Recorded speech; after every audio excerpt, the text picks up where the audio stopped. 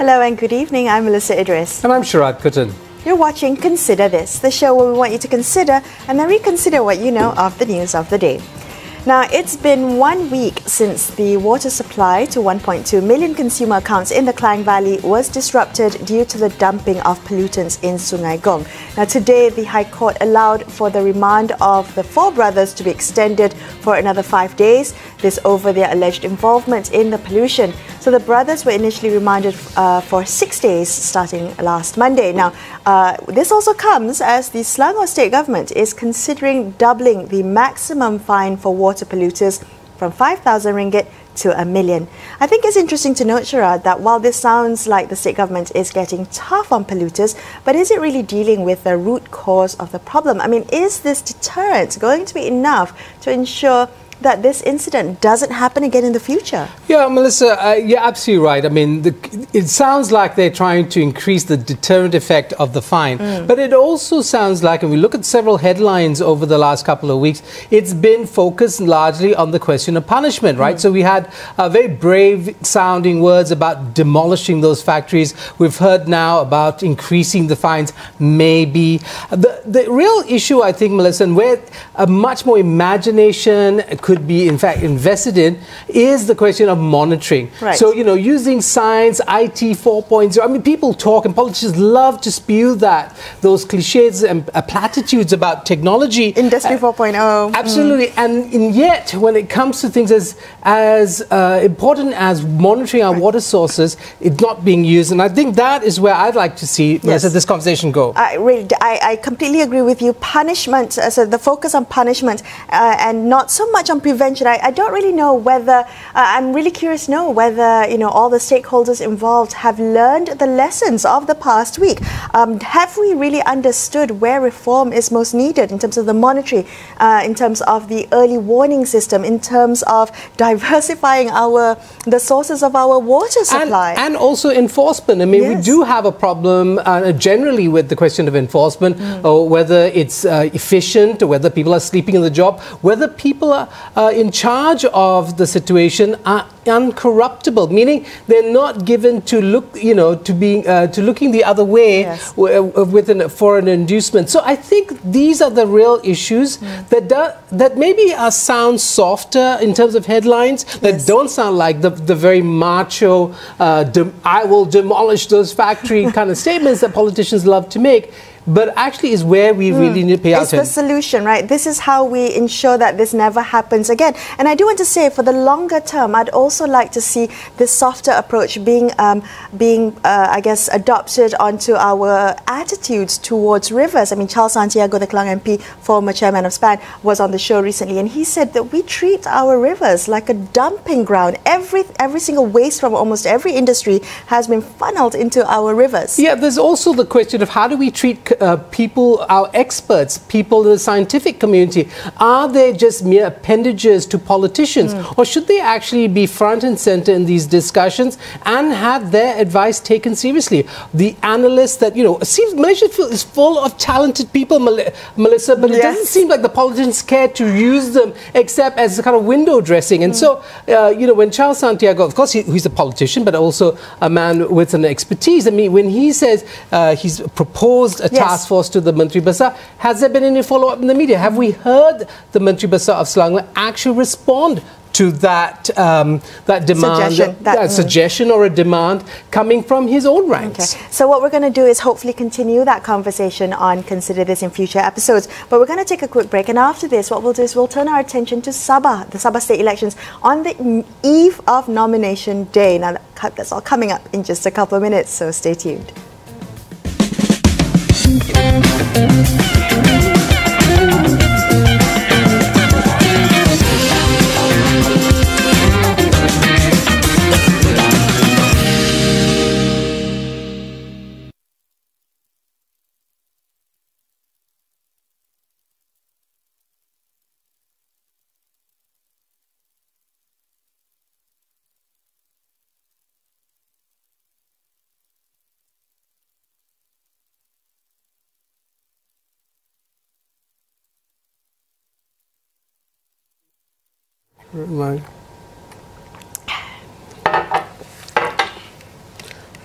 Hi, Chin Huat, can you hear Chin us? Huat. Hi, how are you? Oh, Wow, loud you're and so clear. Love it. Wow. Okay. Thank you. I wish every call was this clear. Yes, it's great. That's a great connection. Yeah, okay, good.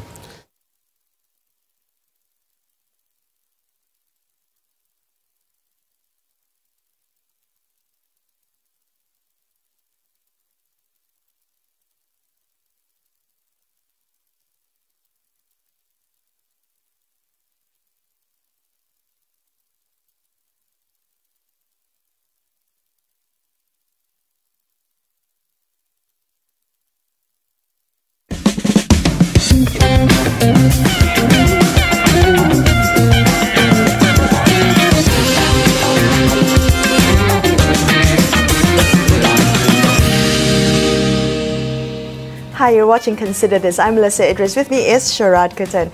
Now, nomination day tomorrow will kick off the Sabah State election campaign. 73 seats are up for grabs, with some analysts anticipating 5 or 6 cornered contests in at least 70% of them.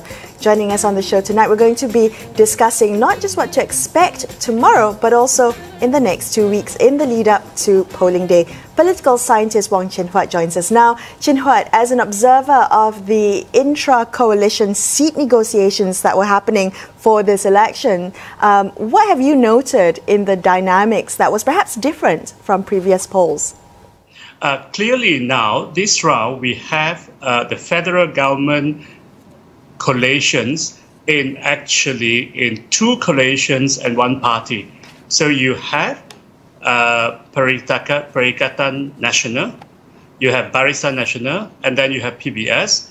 And it's a big challenge for all these 2 coalitions and 1 party to negotiate to ensure there's only 1 candidate in every constituency. Clearly now we know that possibly there will be at least 10 constituency that you're going to see some crashes. But interestingly, UMNO and Bersatu have managed to avoid such crashes so far. Yeah, Chin Huat, there's also, of course, Warisan Plus, and the almost last-minute negotiations. It seems very unhappy PKR conceding to the 7 seats that were given to them. Was that expected? The fight within Warisan Plus, the Pakatan Harapan government's parties not necessarily being on the same page as to how they wanted to go at this particular election? I think with how our national politics is changing, we need to look at electoral pact coalitions more realistically. When it would be very hard to expect that members of the coalitions are going to love each other all the time. A big challenge for them is how do they ensure they would nominate 1 candidate together. So I think for Warisan Plus to manage to overcome that is quite incredible already. Chin Huat, there's also, of course, that very big party from Semenanjung, PAS, the Islamic Party. They seem to be left out of the cold. What do you make of that? Because they are an important component of UMNO and the UMNO-PAS alliance. Of course, they're not in Barisan Nasional, but they are in Perikatan Nasional. So we have this really bizarre kind of overlapping of coalitions there. What do you make of PAS not getting any kind of recognition in terms of this election? I think PAS has never been popular in East Malaysia to start with. And they have never won any seats in Sabah and Sarawak. But recently, with a PAS MP trying to tell the Christian how to read Bible, certainly PAS is a liability to anyone. So PAS being left out is completely expected. Okay, I want to ask you about Parti Cinta Sabah contesting 70 out of the 73 seats. Chin Huat, what do you make of their presence in these elections? It's very brave. I think that we are seeing that a lot of new parties trying to challenge and try their luck. Anifa certainly is a leader to be reckoned with. The question is whether he can actually get support for the rest of his candidates. I'm quite doubtful on that. I think at the end of the day, you're basically talking about the Sabah outgoing government, Warisan Plus, facing the federal coalitions, which is broken into Berita Nasional, Warisan Nasional, and PBS. Do you see this, Chin Huat, as a referendum for Shafie Afdal's leadership? To some extent, yes. I think that Shafie Afdal has managed to turn to whip out the sentiments that Sabah is being threatened, and he never have a chance to continue his old term and so on. And looking from the message from far, we can see that he subtly and smartly played the message that he's not playing up ethno-religious sentiment, and try to imply that that is what the federal-backed opposition government, the federal ruling coalition is. By the same token, Chin Huat, do you think this might be seen as also a statement about the leadership of Muhyiddin Yassin, the Prime Minister? He's been in Sabah asking or imploring the Sabahan voters to vote for precisely that coalition in order to, and he said for him, he referring to himself as Abba, kind of a father figure. He certainly would want to extend that, but I would like to think that in Sabah, the situation is a bit more tricky. It comes down to actually the first test of UMNO and Bersatu working together after the Sheraton move, the installations of the new government.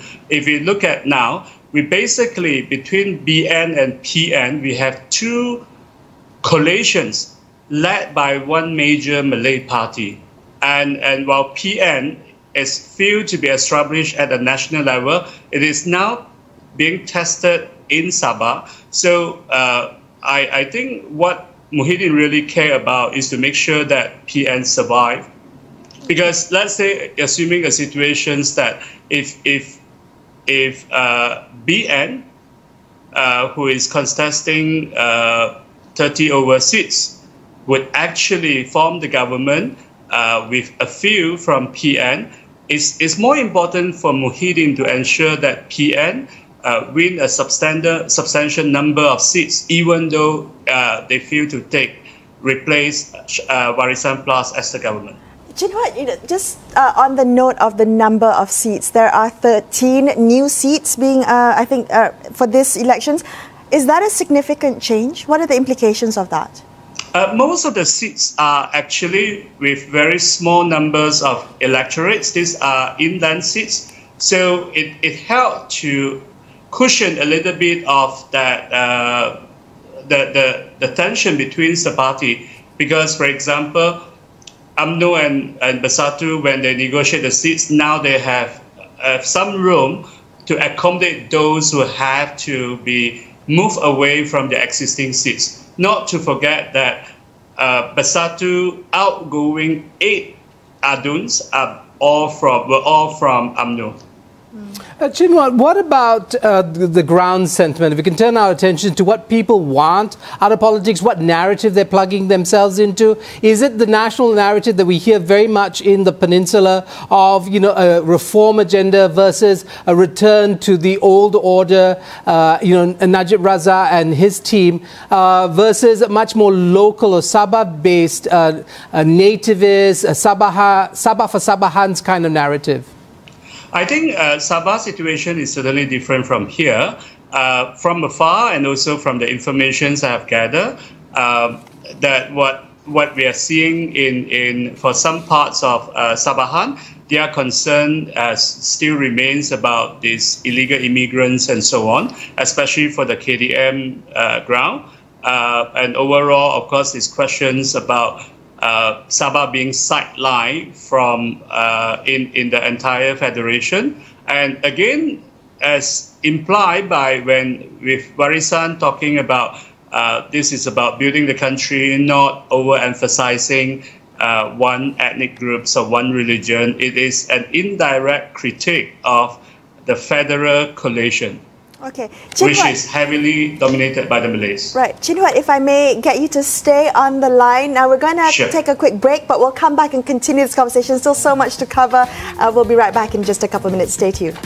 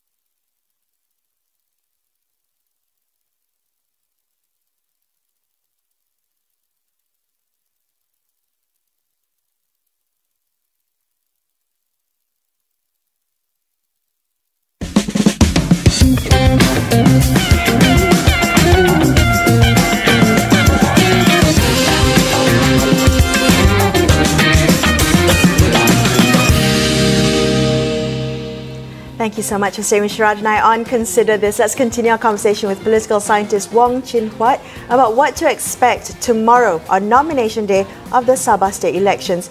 Chin Huat, are all the cards on the table when it comes to the candidates that are expected to contest, or are you anticipating some surprises tomorrow morning? Are you leaving some room for the unexpected? I think we would expect that a lot of multi-corners. That is confirmed. Now the question here including what happened to Musa. He has been excluded from the UMNO list. Whether he would actually nominate himself as an independent, and also whether those announced lists, would there be any last-minute changes because of negotiation. And you know, it's very interesting. Musa Aman, you're referring to him, Musa Aman, of course, the brother on Anifa Aman, the man who leads the party Cinta Sabah, who very famously said a couple of weeks ago to his brother, perhaps it's time to yield to younger people. I don't know if he meant himself, but it's, so the sibling dynamics aside, do you think that Sabah is still very much in the grips of kind of the big man politics, the idea of these individuals who carry everybody with them because of their personality, the charisma, or more importantly, the wealth they might have to distribute largesse? Certainly so. Certainly so. As we have seen in Sabah, I think party identification is much more weaker. It is about the personalities and who you are and how do you serve the people. This is perhaps stronger in among the Bumiputra inland voters. And what we are seeing here is often parties are often just network of influential people. Therefore, you find that politicians jump from one party to another, and sometimes they don't get punished by their voters. Okay. You know, a little earlier in the conversation, you said that, you know, this is really about personalities, about Shafiq Afdal, about Anifa Aman, about Musa Aman. It's all these personalities, these big names, these household names. And I'm wondering about other substantive issues in this campaign. Are things like the handling of the COVID-19 pandemic, is that a factor? Is the recent, you know, debacle over the Viviana issue, is that Viviana Musibian issue, is that a factor among you know, voters? What are voters actually worried about, and what will influence them at the ballot box? Certainly, I think that COVID is one issue. People would certainly be worried about their bread and butter, their livelihood issues. And the Viviana issues bring back to a key point that often make many, not just Sabahan, but East Malaysian general feeling very bitter about that, the backwardness in infrastructural development. And to add insult to the injury, we have two deputy ministers who take on this young student, accusing her of lying and seeking publicities and so on, when she was actually trying to find a way out of her situations. I think her pride would have moved many Sabahan voters, especially those in Kudat area, people who can relate to her experience. And I would have to say that this is really self-inflicted by the two deputy ministers. Right, but Julian, of course, we've had Khairi Jamaluddin, the minister, trying to make amends, and we've had Rais Yatam, now the president of the Senate, also trying to provide some sort of corrective to that self-inflicted wounds there coming from the national government. But I want to ask you about the other types of dynamics that have been long-standing in the state of Sabah, namely Karazan Dusun Murut nationalism.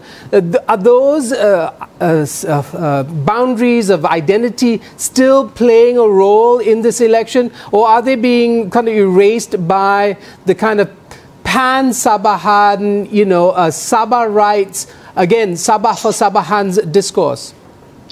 This is actually very interesting. From what I see, two things is observant. One is that the talk about illegal immigrants, the talk about Project M and so on, particularly have strong concern among the KDM community because they see themselves as the targeted victim.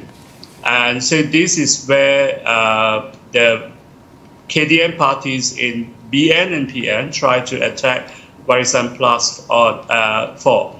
And on the other thing, what we see is that while in the 80s and the 90s, the KDM tried to keep CM-ship for themselves, it has now passed the stage that they have accepted that this is unlikely going to happen. But the interesting thing is that with this concurrent development is that we find Sabahan become less conscious, even for the Muslim side, about ethnicities and religion. We find, I have recently commissioned a survey on Malay Muslim across the country, and we find that as compared to not just the peninsula, but also to Sarawak, Sabahan Muslim have been the most liberal, the most open-minded, and so on.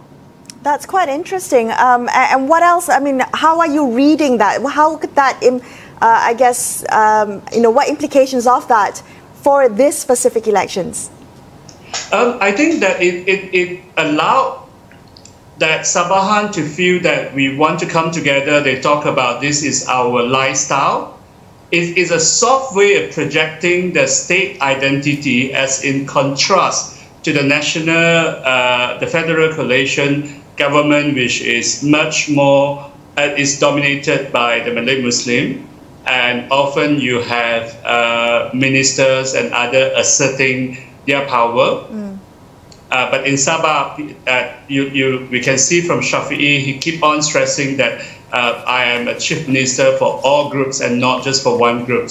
It's about nation building, not about uplifting only a certain ethnicities or religion. Okay, it's quite interesting. So Chin Huat, then what could the implications be of the results of the Sabah polls on, say, the national political dynamics? I think if Warisan win big, then some people will want to push Shafi'i to be further as the opposition leader. But that would also pose a challenge to him because if he really want to eyes his support, eyes the throne of Prime Minister, he would have to decide who is going to be his successor. And that would be a sensitive question, again, going back to ethnicities and whether it's a Muslim or non-Muslim, and whether Sarawakian would actually support a Sabahan to be the first East Malaysian Prime Minister, because after that they probably need to wait for 2 terms until a second East Malaysian Prime Minister to have the chance. On the other hand, what is more important on the federal coalition government side is the relative strengths of UMNO and Bersatu. In the event that UMNO does very well, but Bersatu does not do so well, especially those seats that have been considered to Bersatu, but let's say because Bersatu has not strong ground machinery and they did not get support from their allies and they didn't do well, that likely going to open up a convenient excuse for UMNO to demand more seats, especially those that have defected to Bersatu. You have 5 in Sabah and 10 in Semenanjung. On the other hand, if Bersatu does relatively well, but UMNO does less well because of infighting or other reason, then Bersatu will be strengthened and it would be in a stronger position to keep all the 15 seats, federal parliamentary seats that were brought in by the UMNO defectors, and 10 seats from PKR defectors. Right. Well, Chin Huat, of course, we have to keep in mind that this is a state election. It doesn't change the numbers at the Federal Assembly. But I do want to ask you this question, since you brought it up. The question of defections. Musa Aman, of course, trying to effect a regime change in Sabah by defections.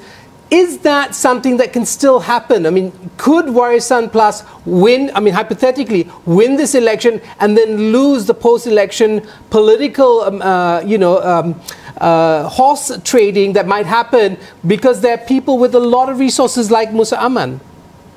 Now, if the outcome is going to be a very narrow victory for Warisan Plus, let's say 73, you are getting 37 and 36, then there's a good chance some people would hop over to be enticed by a good offer, either in perks or in other forms of benefits. However, if Warisan victory is much more substantive and the turnout is high, then it would not be acceptable for such a coup. You probably would see widespread public protests and so on. It would be different from the national scenario, because the national scenario was because that the new government that was installed came into power on the line that they are representing the majority. Right. Well, Chin Huat, thank you so much for speaking with us tonight. I'm sure we'll be checking in with you throughout the campaign period in the lead up to polling day. Appreciate your time and your insights for this evening. Thank you. Thanks for having me. That's all we have for you on this episode of Consider This. I'm Melisa Idris. And I'm Sharaad Kuttan, signing off for the evening. Thank you so much for watching and good night.